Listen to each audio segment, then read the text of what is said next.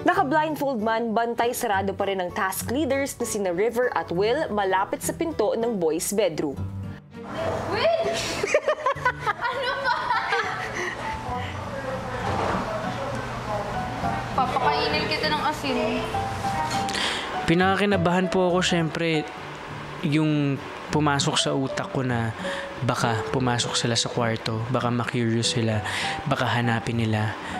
Ang girls, todo asikaso naman kina River at Will. Dami. Masyado madami. Dami yan. Hindi ko siya masyadong... Malaki yan. Riv, one more? Naka-open na. Mom, where's the table, Mom? Ano ba yan? You want small bite, big bite? Mom, nakulay yung table, Mom. Hindi pa ito dining. Parang masarap yan. Sige, half na lang kami ni... Okay. Mag-toast ako? Ayan, si toast. Sige, wait lang, toast ako.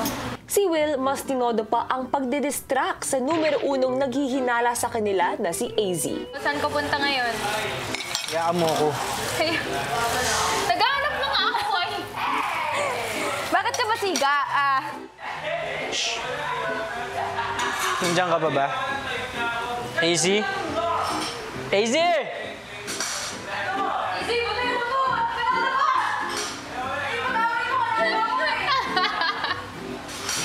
Yung nagsasalita.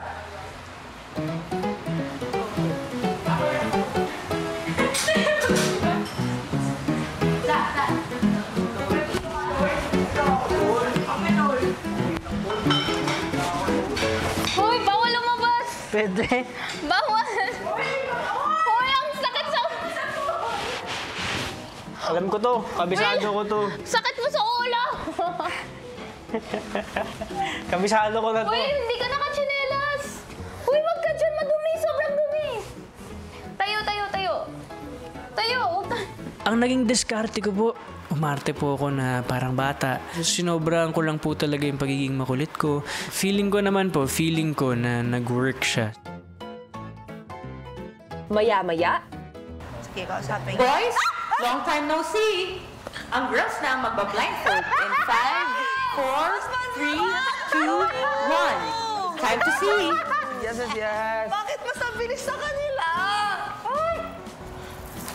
Bro, grabe yung mata ko. I can Parang request. Ano ka napunta? Kuya, boys na lang, please. habang abala ang girls sa pagsusuot ng blindfold sa boys' bedroom, dahan-dahan namang lumalabas sa kanilang pinagtataguan sina Charlie at Ralph. They didn't even come to look for us.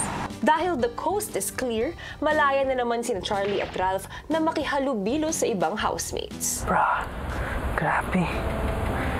Lala. Ang lala ng mga tas. Grabe. Sobrang challenging talaga. Kaya hindi ako maka-stretch. Kasi parang I could hear your voices malapit nga sa boy.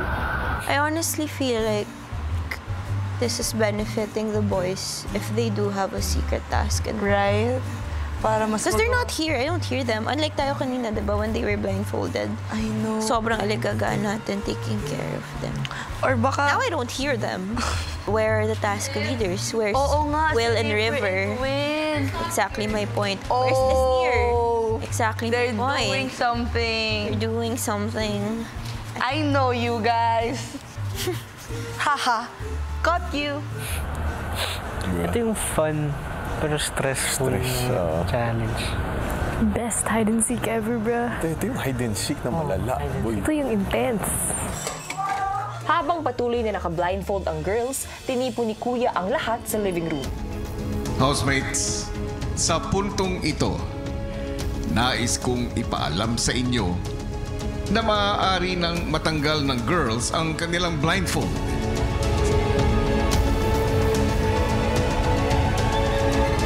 Ngunit, sa pamamagitan ng isang game.